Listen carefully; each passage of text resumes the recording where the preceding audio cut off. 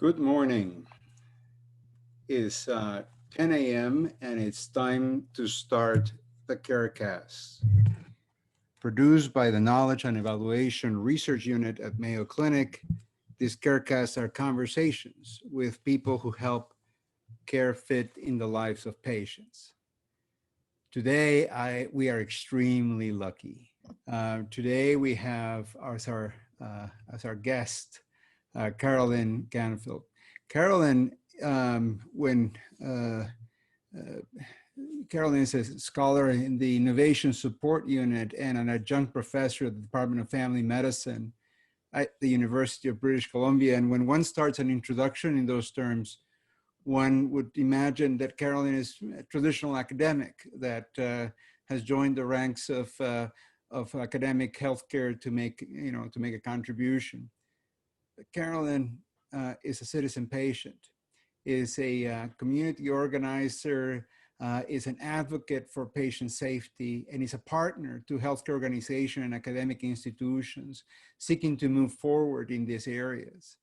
Carolyn and I met by all accounts by chance, it's been a transformative encounter.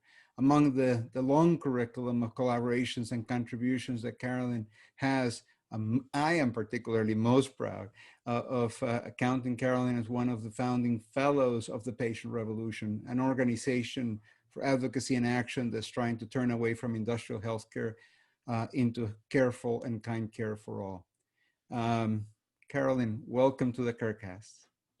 Thank you so much, Victor. It is such a pleasure to be here. It's a real privilege and a real honor. And I'm just delighted that we get a chance to talk for an hour. How often does that happen? Phenomenal. Carolyn, I would like, often these conversations start with, story of your life, introduction, but I'm particularly interested, as you know, in the way in which people become who they are. How did you become you? Well, nature and nurture is usually the way, we frame this. Or was it luck, or was it by design? Of course, you begin to see patterns only on retrospect. If I go back to the 6-year-old me, I don't think I would have seen a very bright light ahead. I mean, I had no idea. So how do I become who I am? I was one of 4 children, and I'm told that at a tender age, long before 6, I had a very strong sense of justice, right and wrong. Now, I don't know how much that was competing with my peers, but it was really a broader sense of justice. It wasn't about getting my part. It was that things had to be fair.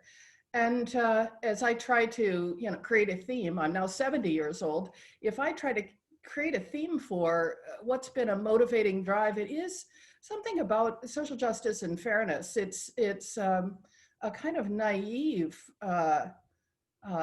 expectation. And when I don't see it, I am deeply offended. And I feel like I can't sit still without trying to do something about it. So, I think about all kinds of activities, and it was, I guess early on to try to find my voice, and I struggled. I was an extremely shy person, couldn't stand up in front of a room of my peers and open my mouth, and, that's hard for anybody to believe now, but yeah, I think finding my voice was the first thing, finding that I mattered, and then finding that my voice could make a difference in the world in some way. Hold on. So this idea of finding your voice, finding that you matter, I'm struck by the narrative that extraordinary people are the ones that matter, right? That this once in a million years type of larger than life folks that are the ones that can make a difference. How did you discover you were one of these extraordinary people? Well, first of all, I don't think of myself that way. I don't think that's what leadership is about. I mean, my voice articulates what others believe and feel, and that's I mean, that's where importance is, to establish the fact that we are all connected, that there is a common thread amongst us. And I think that's the basis for a civil society. And then exploring through that kind of dialogue what it is to be having something in common. And I think in terms of healthcare, the whole dichotomy between the patient view and the professional view just seems so arbitrary. The more I meet people who are health professionals, the more I meet a variety of patients and patient experiences and explore attitudes in the public. You know, we are all in this together, and where we find conflict or clashes or different philosophies, it really, to me, it's a mistaken belief. We make assumptions about the other. Mm. So, No, but it's fascinating that you use that you say that the role of the leader is to articulate.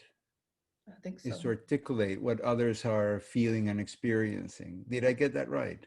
Well, I think that that's part of it. And, you know, it's very nice to have someone say something you're thinking. You know, I mean, there's an attraction in that. There's no doubt about it. But we don't want to feel alone in the world. We want to feel as though we do have things in common with our peers or with others. And I think establishing that is really, I mean, that's the basis of all the concepts of equity and representation and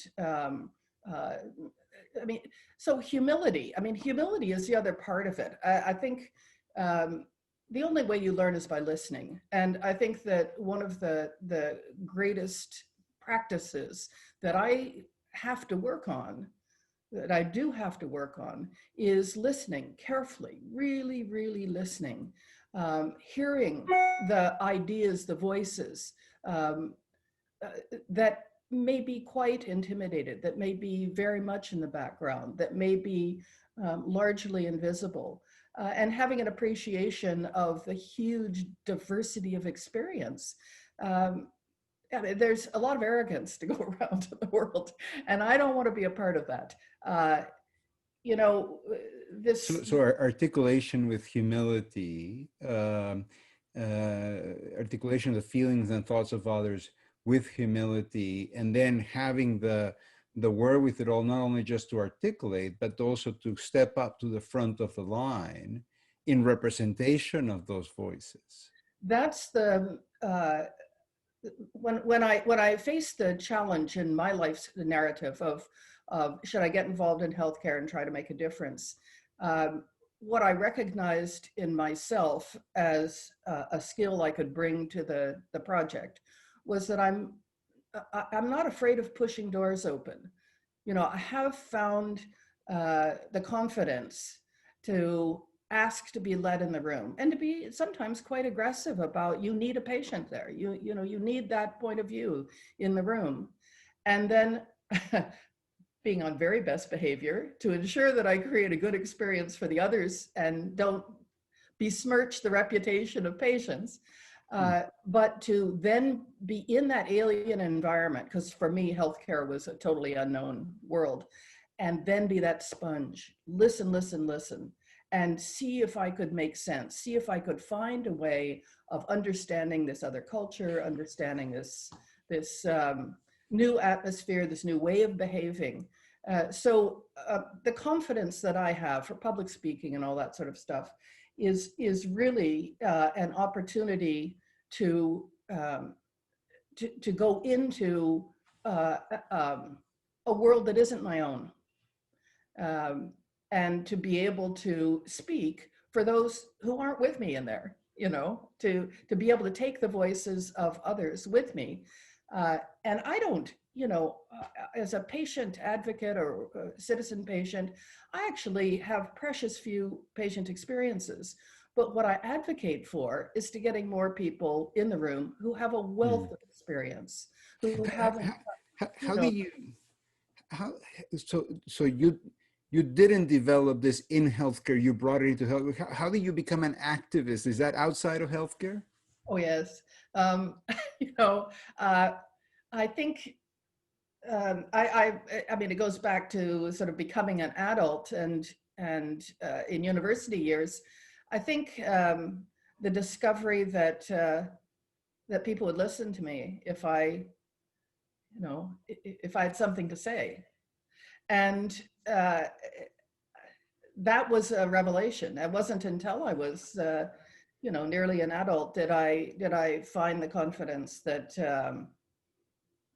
saying what was on my mind with respect and getting over the shyness, the inability to stand up, to find that empowerment. You know, that, my God, you know, people thought that what I said was all right.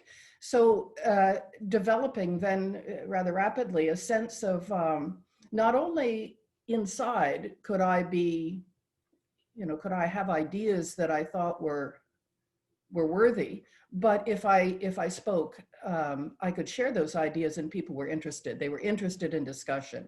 It wasn't, you know, Carolyn, you're right. It was, hey, what about this? And, you know, testing and developing a way of listening, a way of incorporating, a way of re-articulating ideas, of broadening my understanding.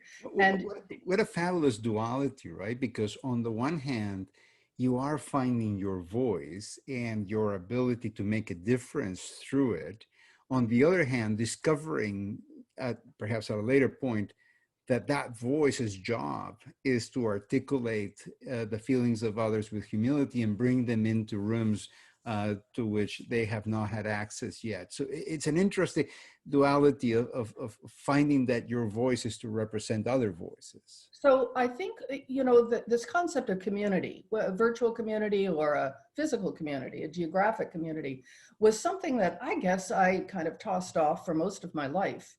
Sure, I know what a community is. It's that feeling of commonality, where you belong, people like you, people with commonly situated interests or values.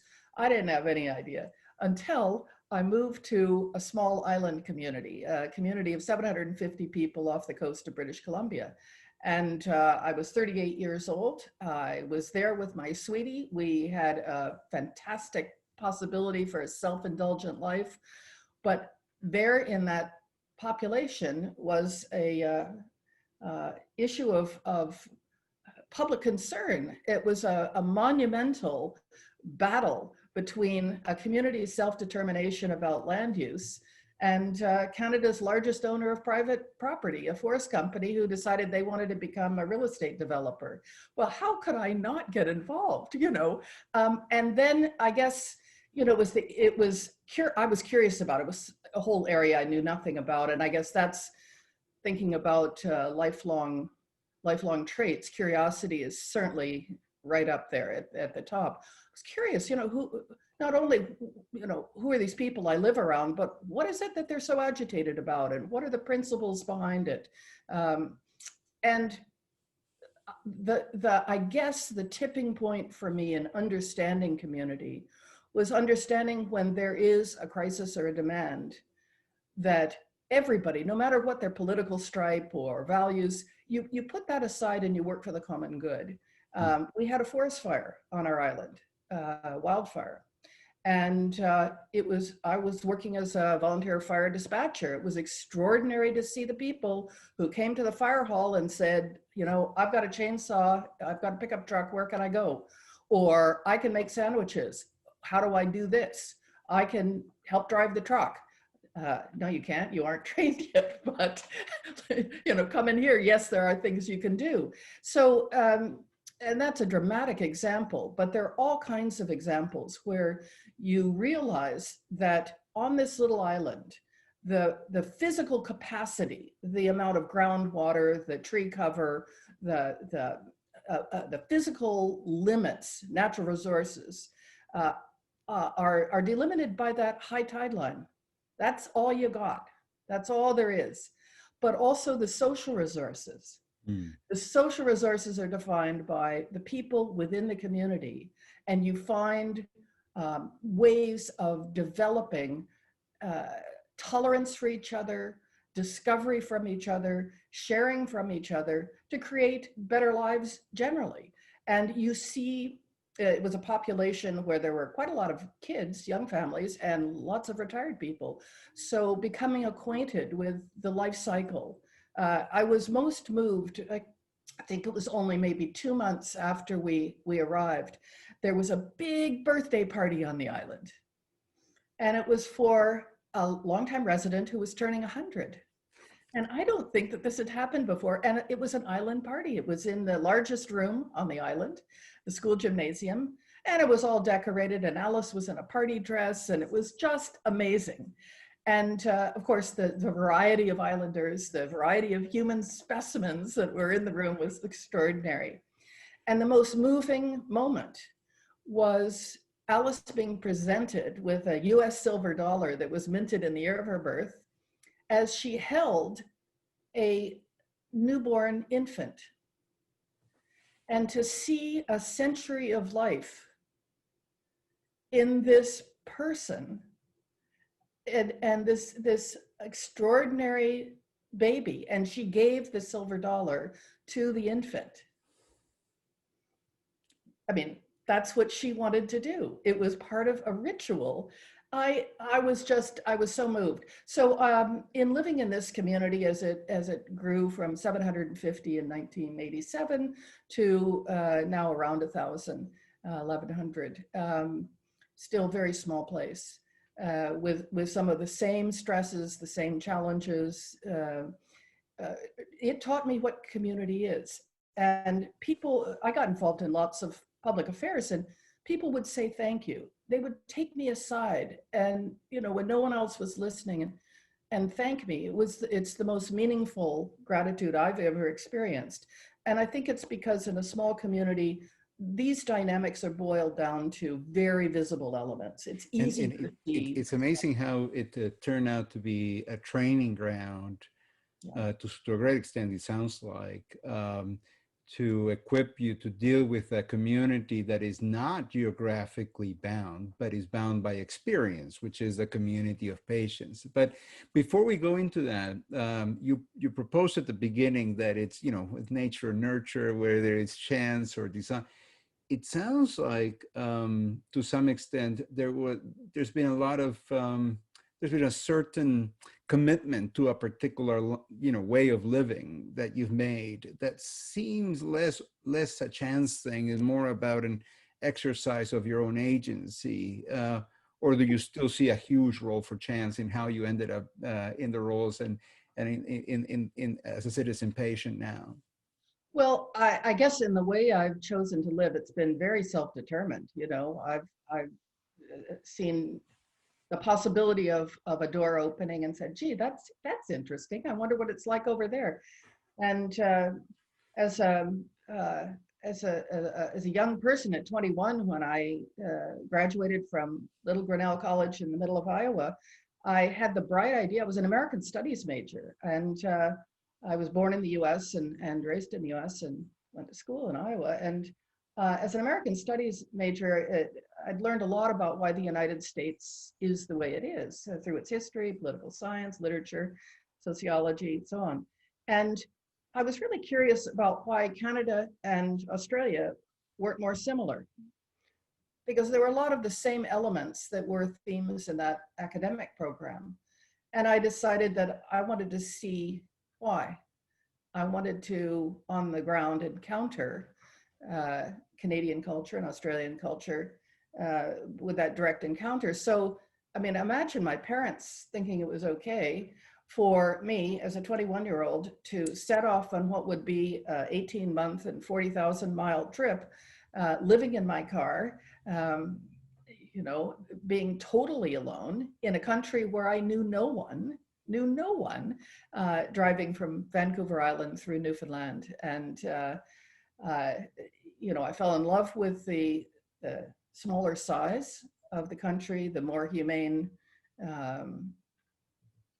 environment even then, and decided that this was a place that fit me. So, I directed myself into the unknown with strong values and an open mind and enormous curiosity, met people, encountered landscapes, learned about the literature, learned about the arts, learned about the political history, and the history of conflict and aggression and exploitation. Lots, a very rich and rounded understanding, and encountered racism, encountered ugly sides of a society, and yet I thought this is a place that I can make my home. And so I did immigrate, and as soon as I could, I became a citizen so I could vote. But so you can say, well, there's a lot of self-will in that, but then I put myself, and I can see analogies at every scale. It's like fractals. It might be this afternoon, and it might be a lifetime of putting myself in the deep end. Jump in the deep end. Take the opportunity to go where you kind of don't know what you're doing, in a new subject area, a new environment, a new social group, and that takes courage, to jump into that unknown. But then listen. Look for patterns, look for ways of understanding, look for ways of connecting up ideas that can twist preconceptions, can change and explore new areas. And to me, that's life. That's the excitement of being alive. Doing that and then sharing some of those ideas with people who know far more than you do, and testing, does that make any sense? Is this a new idea? It's phenomenal. And folks who are in the live broadcast are expressing their massive, and not only endorsement of what you're saying, but their admiration for it. I think it's very clear, if I got this right, that first of all, you had the choice we all have, which is simply not get involved, but you do. You choose to get involved. Number two, you choose to get involved animated by curiosity. You want to know what it's about. I was just saying that there were a number of things that seemed in the conversation thus far being driving you. Curiosity being one of them, humility being another. But I was wondering if there was one thing that drives you today. If we were to choose one, arbitrarily as that is, what would be the one thing that drives Carolyn Canfield? Well, I guess making a difference, and making a difference in the world, having some small influence in connecting up people, enabling people to see common ground. And I think as we get older, there must be something organic about this, because I don't feel like I kind of consciously went through a process of saying, oh, I want to make a difference in the world. That seems pretty arrogant. But when I found myself suddenly a widow and 58 years old, it was an opportunity. I know it sounds rather strange, but my husband was my world, was filled a big part of my life, and we had a remarkable relationship, and deeply fulfilling to us both. And suddenly, with his absence, there was a lot of room in my life, and I struggled with grieving. I think I still struggle with grieving. And I looked to a lot of wiser people than me who had written about major trauma, major changes in life, and how one adapts. And I suppose I had always known about it, but I'd never read Viktor Frankl's Man's Search for Meaning. And with a title like that, how can you not go there? And it's a small book, but it's full of insights that are adaptable. And he said, don't look for happiness. Instead, you will encounter it if you either devote yourself to something outside of you, something greater than yourself, or if you surrender yourself to another person. Well, I'd done that, in the sense that I had an extraordinary partnership that was about sharing and togetherness and delighting the other person, and such joy. So I counted my lucky stars that I'd had that experience, and I thought, all right, so what about this idea of devoting myself to something else? And I had so many questions that had poor answers. About the circumstances of my husband's death. And they weren't questions about medicine as much as they were about the way people treated each other in medicine. You write about cruelty and cruelty towards patients. And what I saw was immense cruelty within healthcare. The care staff that had looked after Nick were devastated by his unexpected death. And that shocked me. I thought, boy, if anybody copes with death, it's people who do this stuff for a living.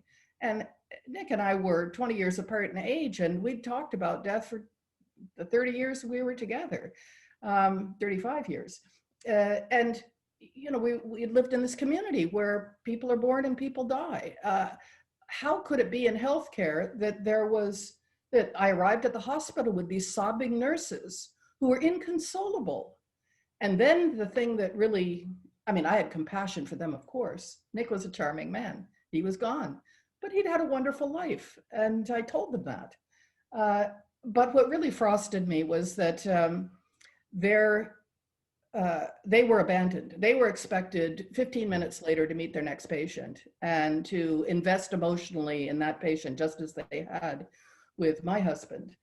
And when I went back in the hospital a couple of weeks later, I saw one of the nurses I knew, and she said, "Oh, I'm so sorry to hear about your husband." And I said, "How'd you find out?" You know, like it was a little bit hard boiled, I guess. But so how'd you find out? And she said, "Oh, I think it was in the nurses' lounge. We were talking."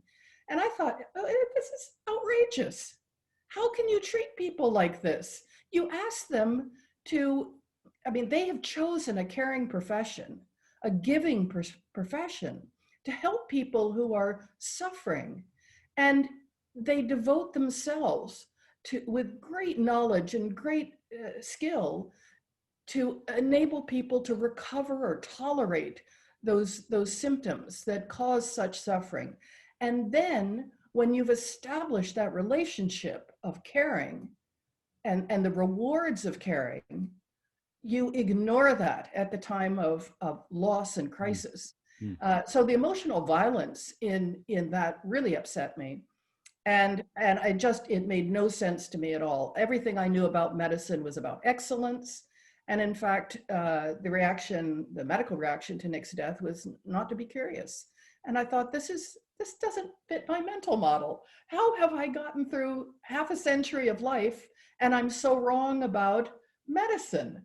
And I come from, you know, the 1950s of having deep respect for the doctor, the hierarchical view. Medicine is magic here, these antibiotics and these vaccines that cure childhood polio, gone, you know, diphtheria, gone. That was in my childhood. Those things happen.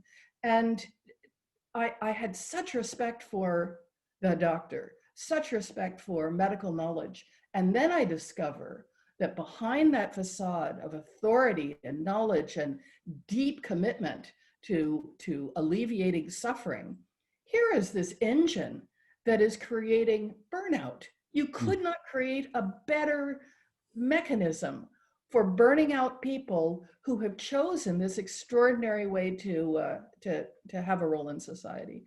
So it took me about 18 months and chewing over Viktor Frankl's idea to look in the mirror and say, again, the Rabbi Hillel saying that we I guess hack up a bit.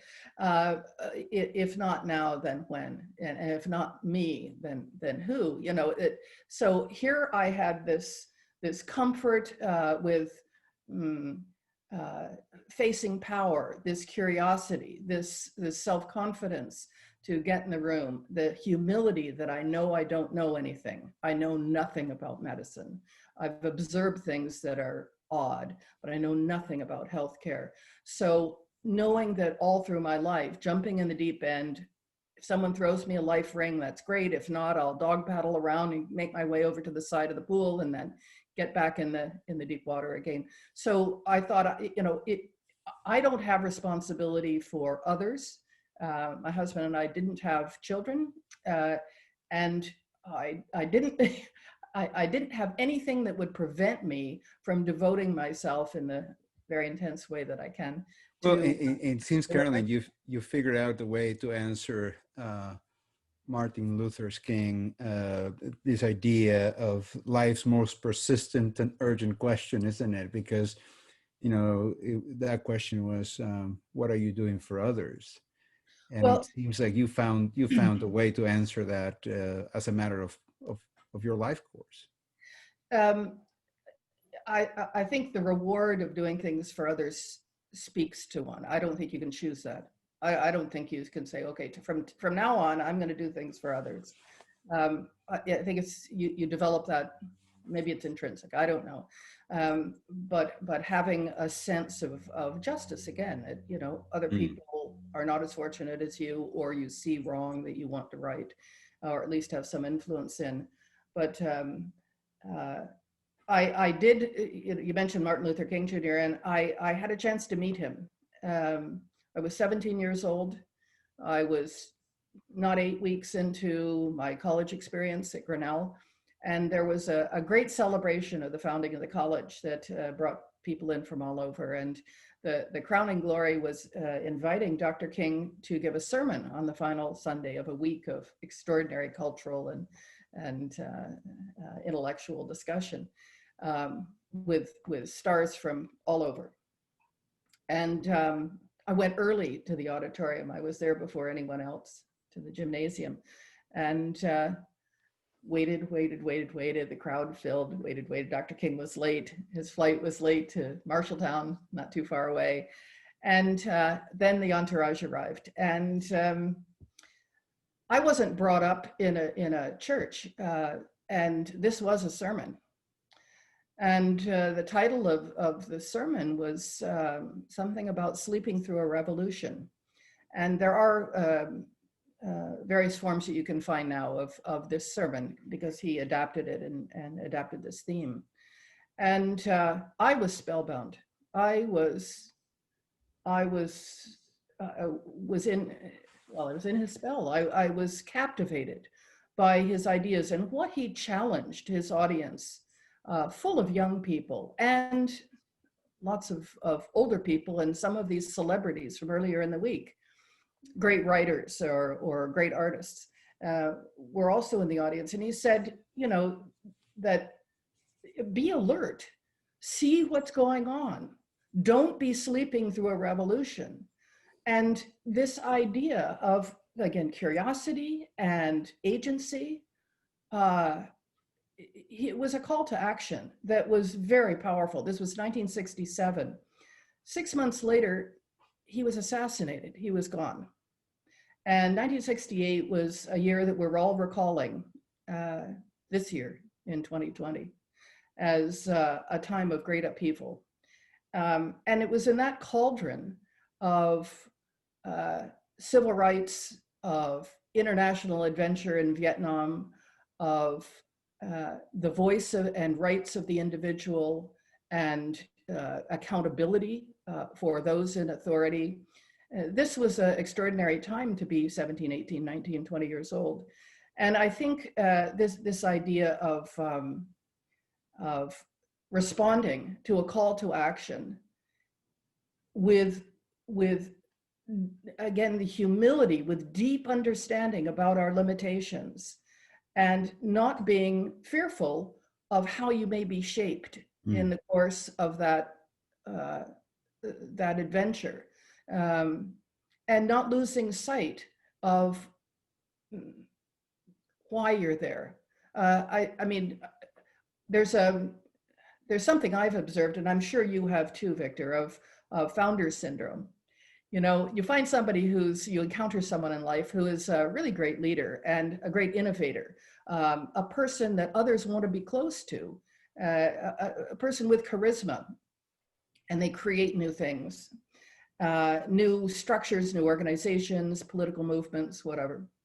And they're very popular, and they have a momentum, and they grow and they mature. And then what very often happens, in fact, maybe it's a rule.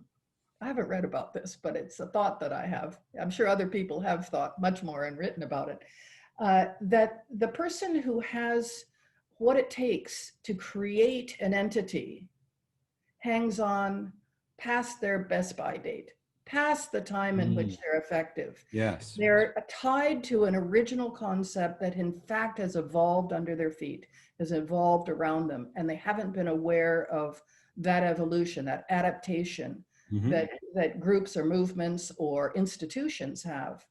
And for a founder to step away at what looks like the peak of achievement is a very difficult thing to ask. Or for a person to have the wisdom to see. And that's something that's really stuck with me a lot. I mean, my husband, he was a funny guy, and he used to say, leave while they're asking for more. You know, get off the stage before the stage manager has the hook and gives you a tug. So I think that's that's one of the counterbalances, one of the really important principles to test yourself against all the time. So we are talking to Carolyn Canfield. This is the KERCasts, and it's such a wonderful conversation. There in the broadcast, we have opportunity for people to ask questions, and the questions have been coming up. So I would like to make sure that we attend to those. As we do, I would like to also hear from you, Carolyn. I mean, the topic of our conversations has to do with how do we help care fit in the lives of patients. So as we chat about these things, let's see if we can get to that and see how you see us do it. I really appreciate your notion of cruelty expanding to clinicians as well. One of the challenges, I mean, you made reference to why we revolt, and one of the issues that became clear in writing that was that the system is not just capable of cruelty to patients, but oftentimes cruelty to the clinicians. And it's not, I think, very common to see a patient advocate that actually has enough capacity in your heart to include also the challenge of those at the front line. One of the questions that is recurrent in these conversations has to do with the notions of opportunity cost, maybe, or the cost of becoming involved. We live in a society where the citizen involvement sometimes is considered just the consumer involvement. You know, if you don't agree with something, don't buy it. If you don't like that program, don't watch it. If you don't, you know, and this notion that the only way you can have a voice is as a consumer and not as a citizen. In healthcare, there's real costs that are perhaps even monetary, you know, financial costs. There are costs of reputation, of speaking up, becoming involved. And people are afraid that if they keep doing that, that there is a personal cost as well, that you get, you know, bogged down and beat up and tired. And maybe these are stories that people tell themselves not to do it, but are these real issues, and how do you handle those issues? I think they are issues. I think, you know, singling yourself out can make you a target for a lot of things that you actually aren't responsible for, or that you know, it's not something you can do anything about. There is a lot of frustration in our complex society, and especially around medicine, where the emotions about unfairness and access and undue suffering and injustice, it's all around us. So when there is that frustration, anyone who singles themselves out can be a target. I don't, you know, I think one of the most, one of the partners of humility is generosity. And it's one of the principles of our unit as well. So it is. I learned about it in a very different way, I guess I'd practiced generosity as maybe a bit of a reflex because of my sense that, in earlier life that I didn't know anything, and, giving other people space and then gratitude, expressing gratitude easily, being comfortable with that wasn't difficult for me. But the idea of generosity really didn't come into my consciousness until after my husband's death. And I couldn't find words to describe the tension that I felt around having this compassion for people who had delivered poor care and precipitated his premature death. That the more I learned about the medical side of his care, the more I realized the omissions and failures, the failure to connect up people, the failure of specialists talking to each other, of anyone taking responsibility for the whole patient, so on and so on.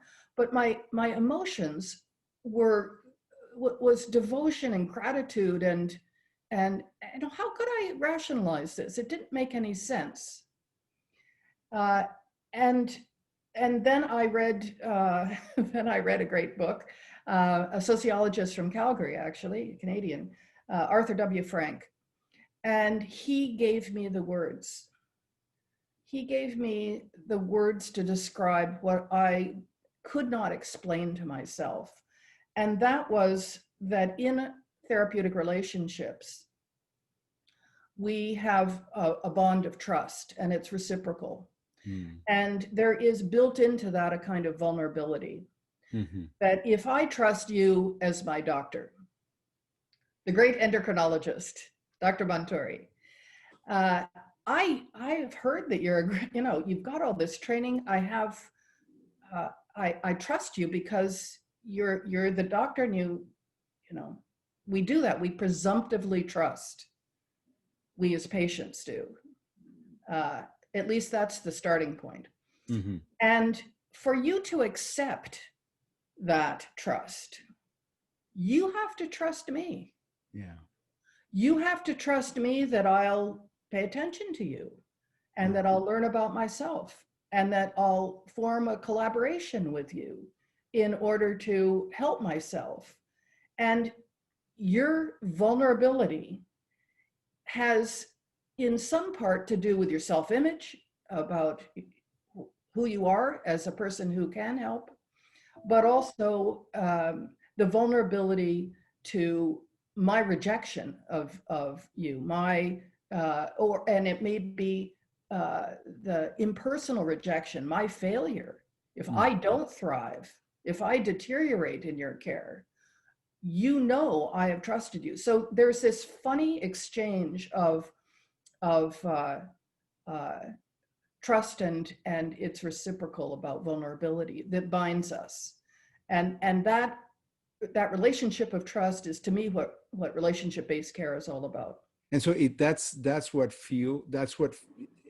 you telling me that this was what fuels or prevents the sort of the costs of involvement? I think it was understanding. No, it's a couple of generations away from that. The costs. So understanding that healthcare is about trust, and that healthcare is about this tie we have to each other.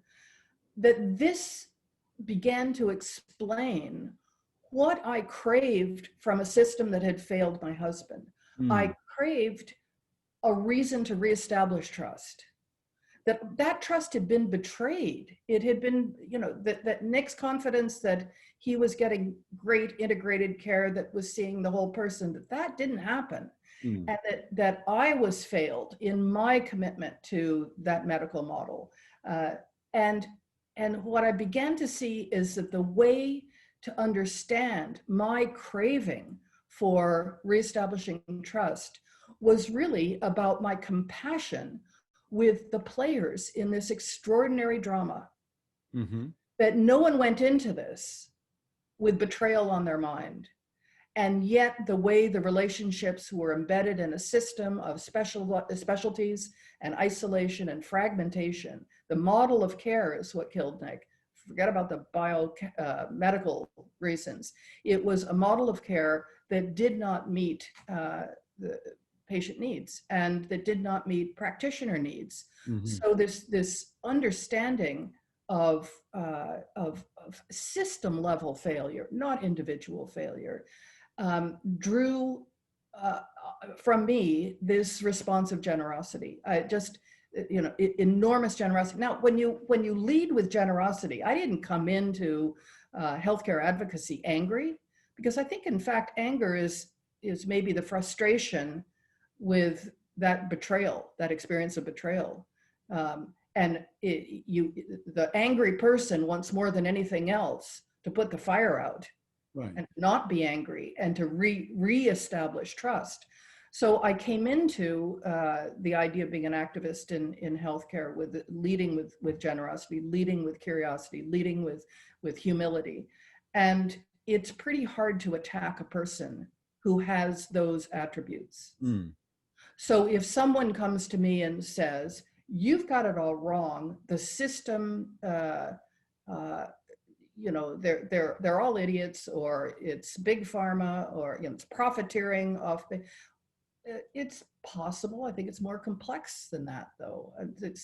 There's a lot of experience to go around, and I don't have that person's experience, but there are ways of me seeing the emotions that get in the way of knowledge as having their basis in this trust relationship that's the foundation of so the okay, so I think I got it. So you think that there's a little Teflon that comes from the way you approach your advocacy, and that, but well, I presume that for people that are, say, that have jobs within healthcare, that the opportunity to take on that advocacy, even with the best values and the best disposition, has a cost. I presume that's where the courage comes in. Well, there's risks, of course, and nothing ventured, nothing gained. I mean, there's something to taking a calculated risk and believing that you can justify that risk with the benefits. There will be your words as outspoken will attract others. You won't be alone, and I think people are afraid of isolating themselves, and I think it's quite the contrary. When you do speak up, there are others who would be at your side.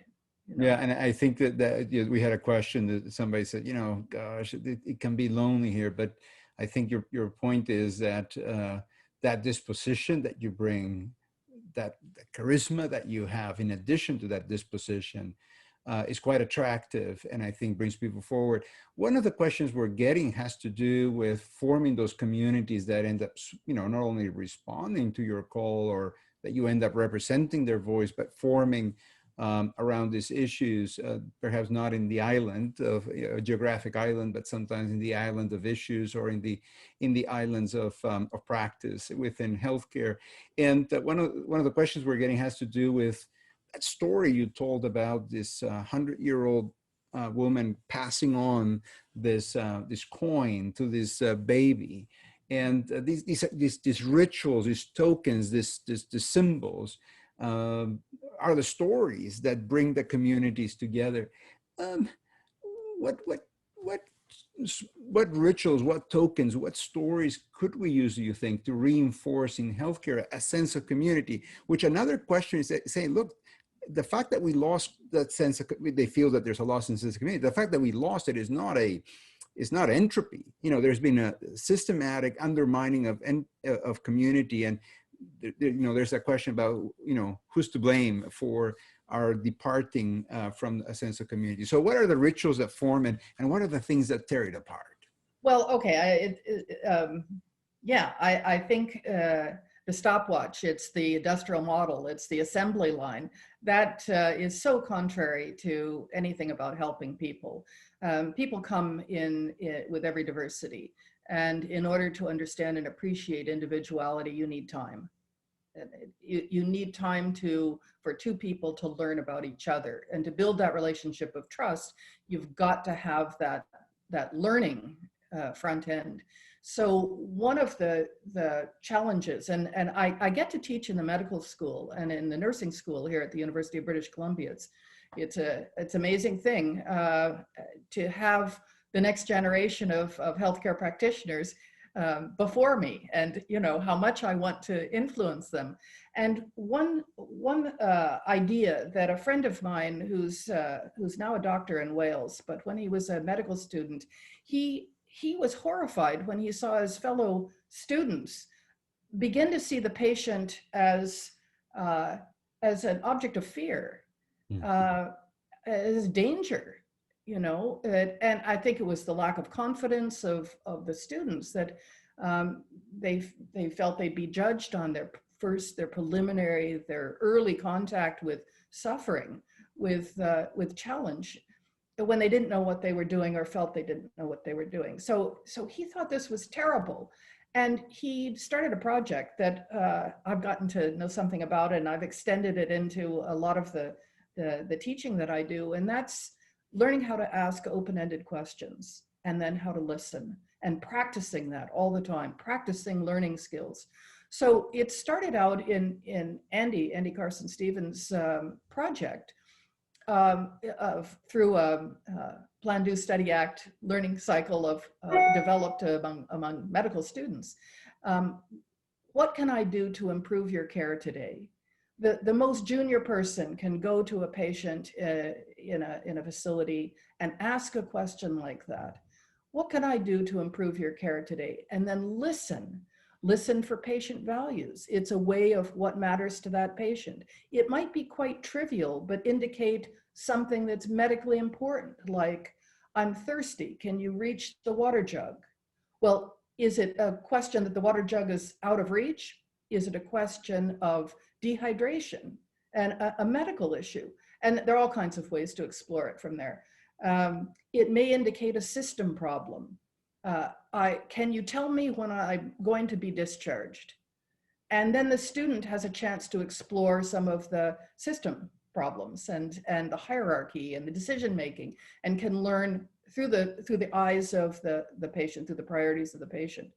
So what can I do to improve your care today is kind of a starting point for learning how to listen to patients. And then there are a lot of other questions that I've begun to develop as well. What's one thing you wish you'd known about this medical encounter? Don Berwick, the founder of the IHI. Hold on, Carol. I have to interrupt you, because I want to. I know you're going into that, but I want to understand. Yeah. So we were trying to, the question was really about how do we build community, right? And I don't want us to run out of time without. Okay. Yeah. Because I think many people that are attending and listening to you are thirsty for a community of care, and they're dying to hear from you about what is it. Well, I think it is about learning to listen, finding the common ground, and building humanity in those relationships. If I listen to you, it reflects my respect for you. And the power of that, when we get to the medical crisis, when we have the lapse, the challenges in that doctoring relationship, that foundation of respect, of my knowledge that you are treating me with dignity, the dignity with which I treat you. So that's not wasted time. Investing in those open-ended questions.